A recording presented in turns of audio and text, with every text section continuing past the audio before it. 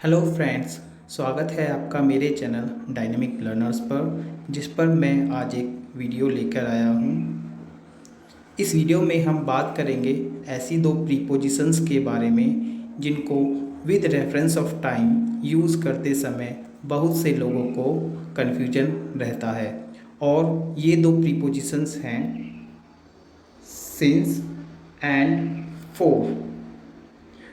तो आज हम इस वीडियो में इस कन्फ्यूजन को दूर करने की कोशिश करेंगे। आशा करता हूँ आपको इस वीडियो की जानकारी पसंद आएगी। अगर आपको ये वीडियो पसंद आता है तो आप मेरे चैनल को सब्सक्राइब और इस वीडियो को लाइक एंड शेयर ज़रूर करें। आइए हम अपने टॉपिक की तरफ आते हैं।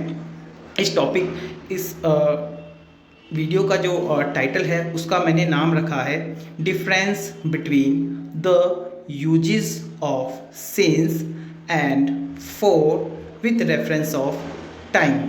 तो यहाँ इस वीडियो में हम सिंस और फॉर के यूजेस के बारे में पढ़ेंगे विद रेफरेंस ऑफ टाइम, कि जब सिंस और फॉर को with reference of time use किया जाता है तो हमें कहाँ पर सिंस यूज़ करना है और कहाँ पर फॉर यूज़ करना है।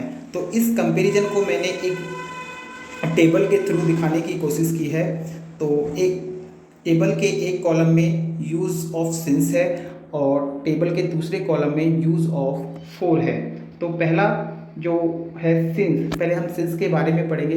इट शोज द पॉइंट और time of beginning of word that has begun in the past and continues in the east।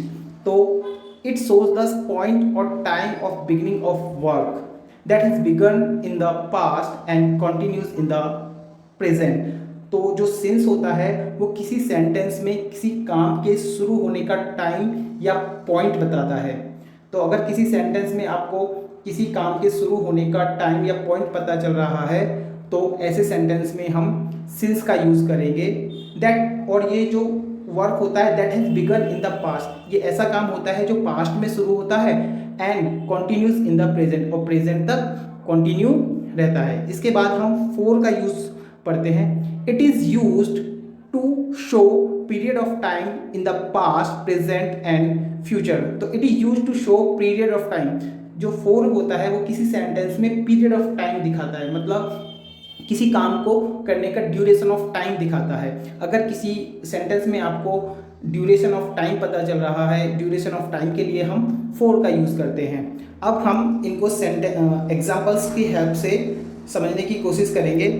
First जो एग्जांपल है कॉलम नंबर 1 देखिए आप। I have been living in New York since my childhood. तो I have been living in New York since my childhood. तो यहाँ पे मैं New York में मेरे बचपन से रह रहा हूँ। तो यहाँ पर न्यूयॉर्क में रहने का बिगनिंग टाइम या पॉइंट आपको पता चल रहा है कि वो न्यूयॉर्क में बचपन से रह रहा है, चाइल्डहुड से रह रहा है। तो इसलिए हमने यहाँ पर सिंस का यूज किया है।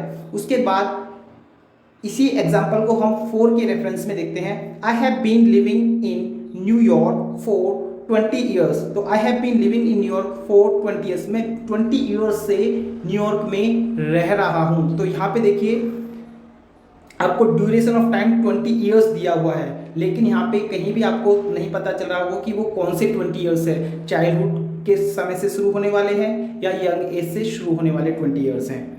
ठीक है, तो इसीलिए हमने यहाँ पे इस सेंटेंस में फॉर यूज़ किया है। आगे हमारे पास और भी एग्जाम्पल्स है जिनकी हेल्प से आप अच्छे से समझ पाएंगे कि कहाँ पे सिंस यूज होना है और कहाँ पे फॉर यूज होना है। जैसे सेकेंड जो एग्जाम्पल है, I have been searching you since 9 AM। I have been searching you since 9 AM, मैं आपको 9 AM से सर्च कर रहा हूँ। तो सर्च करने का बिगनिंग टाइम क्या है, 9 AM। तो यहाँ पे इसलिए हमने सिंस यूज किया है। तो काम को शुरू होने का टाइम या पॉइंट यहाँ पे दिया हुआ है, इसलिए हमने यहाँ पे सिंस यूज किया है। उसके बाद देखिए I have been searching you for 2 hours, मैं आपको 2 आवर्स से सर्च कर रहा हूँ। यहाँ पे ड्यूरेशन ऑफ टाइम दिया हुआ है, यहाँ पे कुछ भी फिक्स नहीं है कि वो 2 आवर्स कौन से हैं, मॉर्निंग के हैं, इवनिंग के हैं, कुछ भी ऐसा फिक्स नहीं है। यहाँ पे सिर्फ ड्यूरेशन ऑफ टाइम दिया हुआ है, इसीलिए हमने यहाँ पे फॉर यूज किया है। उसके बाद देखिए third sentence, he has been missing you since Tuesday, वह आपको ट्यूजडे से मिस कर रहा है। तो यहाँ पे मिस करने का बिगनिंग टाइम दिया हुआ है, that is Tuesday, beginning point दिया हुआ है कि वो आपको ट्यूसडे से मिस कर रहा है। इसी सेंटेंस को हम 4 के रेफरेंस में देखते हैं। He has been missing you for 2 days, वह आपको 2 days से मिस कर रहा है। तो यहाँ पे ड्यूरेशन ऑफ टाइम दिया हुआ है, वो 2 days कब स्टार्ट हुए हैं ऐसा कुछ भी सेंटेंस से पता नहीं चल रहा है। यहाँ पे सिर्फ ड्यूरेशन ऑफ टाइम पता चल रहा है, इसलिए यहाँ पर हमने 4 यूज किया है।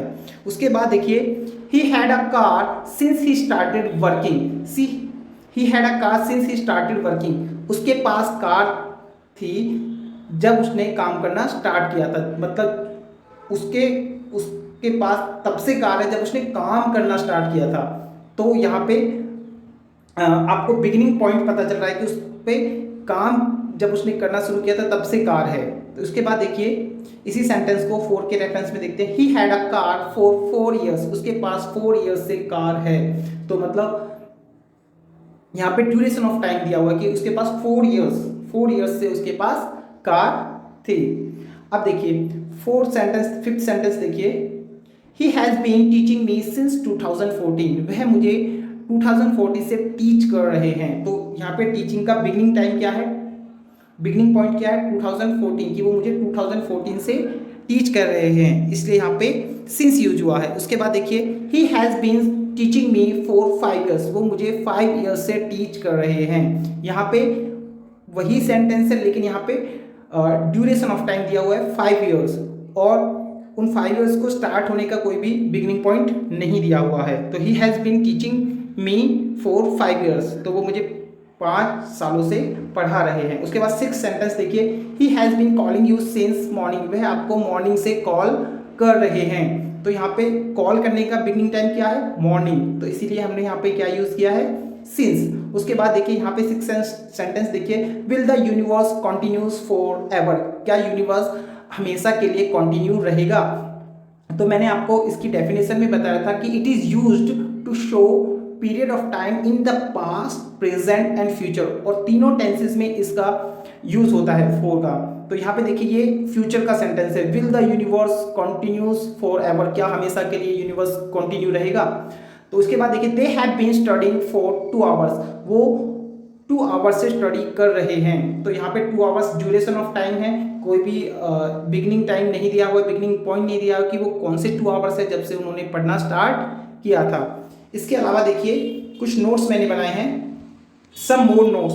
पहला जो नोट्स है, we do not use for with all day, कभी भी सेंटेंस में ऑल डे आता है तो उसके साथ हम फॉर यूज नहीं करते, चाहे वहाँ पे ड्यूरेशन ऑफ टाइम दिया हो, क्योंकि ऑल डे अपने आप में एक ड्यूरेशन ऑफ टाइम है। जैसे ऑल डे पूरा दिन, तो I was there all day, मैं वहाँ पूरे दिन था। तो नॉट फॉर ऑल डे, यहाँ पे फॉर का यूज नहीं होगा। उसके बाद देखिए, both since and for also have other meanings with no reference of time.